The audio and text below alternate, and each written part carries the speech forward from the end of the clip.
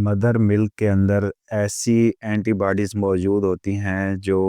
Kitten के red blood cells जो खून के सुर्ख खलियात हैं उनके अगेंस्ट होती है और उनको जाकर वो एंटीबॉडीज़ डैमेज करना शुरू कर देती है। फ़र्ज़ करें कि कैट का जो ब्लड ग्रुप है वो ए है और जो किटन है उसका सपोज़ बी है या ए बी है। तो इस सूरत में जो कैट जिसका ब्लड ग्रुप ए है वो किटन्स के ख़िलाफ़ ऑलरेडी उसमें एंटीबॉडीज़ मौजूद हैं और वो किटन्स जब ऐसी मदर का मिल्क फ़ीड करेंगे तो वो अल्टीमेटली उनके ब्लड को डिस्ट्रॉय करना शुरू करेगा, ब्लड सेल्स को, और किटन्स जो है वो एनीमिक हो जाएंगे, उनमें खून की कमी हो जाएगी, जिसम पीला पड़ना शुरू हो जाएगा। इस कंडीशन को मेडिकली हम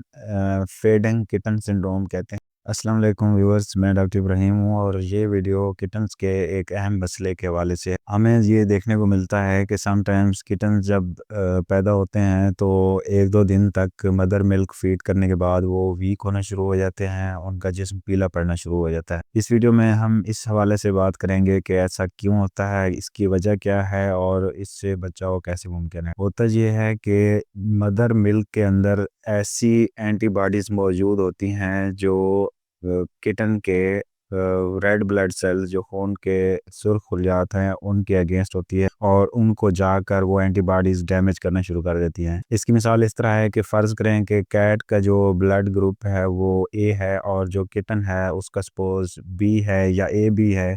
तो इस सूरत में जो कैट जिसका ब्लड ग्रुप ए है वो किटन्स के ख़िलाफ़ ऑलरेडी उसमें एंटीबॉडीज़ मौजूद हैं और वो किटन्स जब ऐसी मदर का मिल्क फ़ीड करेंगे तो वो अल्टीमेटली उनके ब्लड को डिस्ट्रॉय करना शुरू करेगा, ब्लड सेल्स को, और किटन्स जो है वो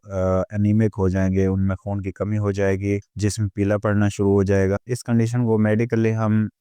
फेडिंग किटन सिंड्रोम कहते हैं और इसमें रेड ब्लड सेल्स डैमेज हो जाते हैं और ये एक लाइफ थ्रेटनिंग कंडीशन है, यानी इसमें जान जाने का भी खतरा होता है, किटन्स एक्सपायर भी हो जाते हैं। अब जिन किटन्स को ये प्रॉब्लम हो जाता है उनमें हमें क्या अलामात देखने को मिलती हैं। एक तो ये कि किटन्स एक्टिव नहीं रहते, उनकी जो पल्स रेट है और जो रेस्पिरेशन है वो बहुत ज़्यादा तेज़ हो जाती है, जिस्म उनका पीला पड़ना शुरू हो जाता है और जो यूरिन कलर है वो भी रेडिश हो जाता है। टेल टिप नेक्रोसिस, उनकी जो टेल है वो भी गलना शुरू हो जाती है और ब्लैकिश सी नज़र आना शुरू हो जाती है और किटन्स ग्रो नहीं कर रहे होते बल्कि डे बाई डे वो उनकी जो ग्रोथ है वो डाउन होती नज़र आ रही होती है। अब इसकी अगर हम डायग्नोसिस या तशखीस की बात करें तो वो एक तो हिस्ट्री पे डिपेंड करेगा। कैट ने अगर पहले बच्चे दिए हैं और हिस्ट्री मौजूद है कि पैदाइश के कुछ दिन बाद बच्चों की डेथ हो गई, जबकि पैदाइश के वक्त वो बिल्कुल हेल्दी थे, नॉर्मल थे, तो एक तो यहाँ से हमें हिस्ट्री से पता चल सकता है। और जो दूसरा तरीका है वो ब्लड टेस्ट है,